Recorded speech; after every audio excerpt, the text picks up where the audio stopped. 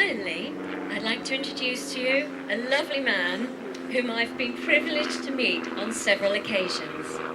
Former COPPists, Jim Booth. Jim.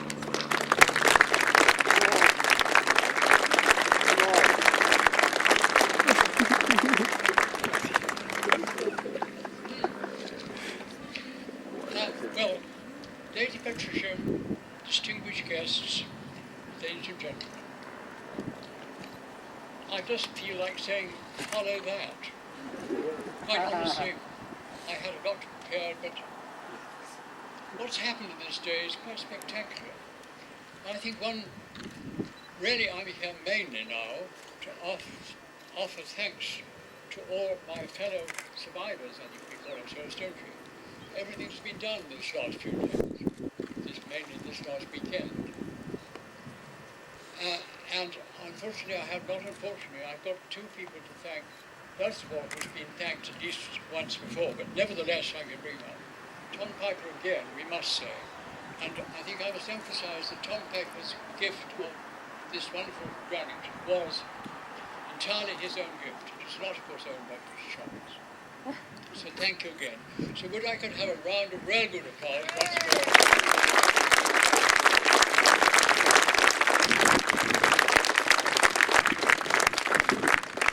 But these are all the second row of people I want to thank.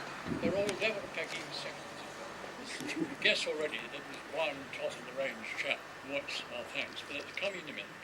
The next is in fact the RE. Because after we had this being given to us, this wonderful lump, we had to get it back to Hayling Island, of course. At that time, wasn't much money came in, and Robin said, well, how on earth are we going to get this done?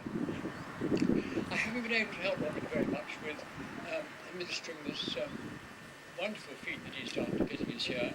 But on this occasion, I had something, because by pure chance, my youngest granddaughter, whose mother is here today, had been to school in Taunton. She had a boyfriend there, now her ex-boyfriend. And they had them to stay for a meal when they came down, I think on the holidays. And I talked him up. I realised, of course, his father, I'd asked him about his father, he was a sapper, and we talked about the reason of the word sapper, of course. And he didn't know it, actually, and we talked about that. And then suddenly I realised, gosh, his father was a brigadier in the sappers. Now, sappers sort of move heavy objects around, don't they? Perhaps I could ask him to help. So brazenly, I wrote to Brigadier Urch and said, any chance that you could possibly bring this big thing up to Hayling Island? I didn't really expect an answer. It was quite difficult because I didn't know who to send it to. Security, and no address was available. I went to the school, Queen's College in Taunton, saw the secretary, any chance you could give me his address? Oh, no, of course not. Naturally, they shouldn't, and didn't. But as I was going out, they said, well, if you'll give me the envelope and the stamp on it, I'll put the address on, secretly and post it. So it did get to a bit of a pause. I think he was serving, in fact, in Afghanistan, I don't remember, I'm sure. He came back, and then he answered my letter with the wonderful news that he would pass on to his juniors, would they please try and help? Well, I rather assumed, army what it is like, the suggestion was almost an order. And the next we did hear from his sappers down in Hampton, I think, which covered the Cornish area, that they'd have a look, and then they came back and told Robin at the end, yes, they would take it on as an exercise. Of course, it's thanks to them that they did find it doing the job wonderfully. And as you know, it all came up, we've seen in the pictures in Robin's manufacturing here, Robin's publication, how it was all put up here. And so I'd like now an enormous round of proper applause for let's get it right, Brigadier Urch and the Royal Engineers, the Sergeant and three, who brought this stone up from Robin.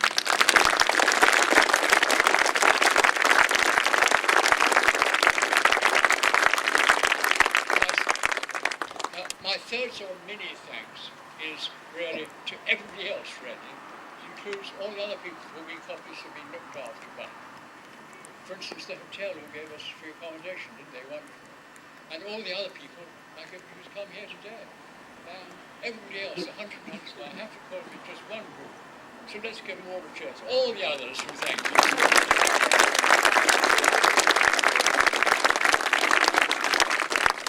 But I'm sure you guessed it now what I was getting to. It's got my number one. Pretty obvious, isn't it? Top of the pops. Well, who can it anybody else with Robin Morton?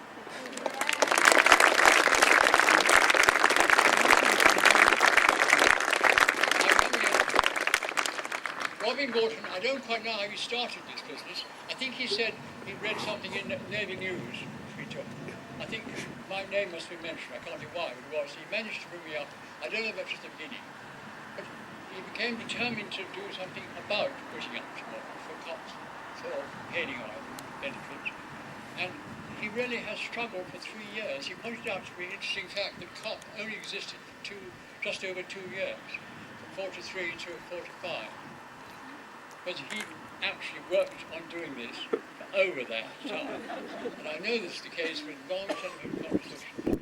I could do very little from my distance past and talk for a long way away with commitments. I'm a church organist, amongst other things, and a large family there. So that was it. So, and Robin has now come to fruition. Everything has got right after this long 3-week job, Robin.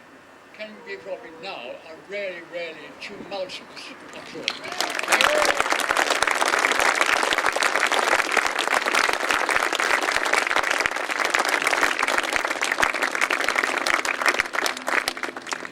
Robin has asked me to say something quick about experiences in COPP.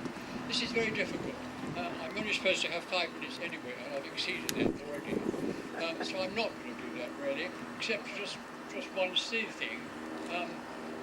Our ex-craft, because it was a lovely boat, the ex-craft were beautiful boats, and the operation for the Normandy marking operation, the pilotage on D-Day, was in fact, I suppose you could say that two craft was a risky operation. In point of fact, that nothing went wrong. Operating afterwards in Burma, a very different story, very dangerous and not very nice. But this operation was good, because the boats were so perfect. I'm going to end fairly soon with only a single story, which is that unfortunately one press, who has seen it, I mustn't name it, discovered something about the few survivors in X-23 and came to interview me and asked, I felt rather sort of unnecessary questions at the end of the day. And the final was, he asked me, she asked me actually, what we felt like in the position just before D-Day when the invasion had been postponed by 24 hours because of the weather, and we were bottomed, ex-craft bottomed. We were anchored on the position which we got, which was the dead anchor position for marking. But we were rather desperately worried about running out of oxygen, because we had a full day, a June day, of almost 20 hours to stay on the bottom, and it had been delayed. And what did we talk about? Well, I felt, I suppose, rather naughtily, arrogantly, that it was a funny question. So I unfortunately gave a silly answer. The answer I gave was, well, what do you think young men talk about when they're talking by themselves? Girls, girls, girls, bear and girls. And unfortunately this appears a headline. So I'm not going to say more about it. COPP was a wonderful organisation to belong to. Wonderful people. I hope still, and I believe that it was a very worthwhile aim. And of course it is firmly established as wonderful journalism told us now as part of the accepted must-have before any invasion on enemy shores. Looking at it first and being there to guide me. That I believe is the accepted part of military international invasions in our services. Thank you very much.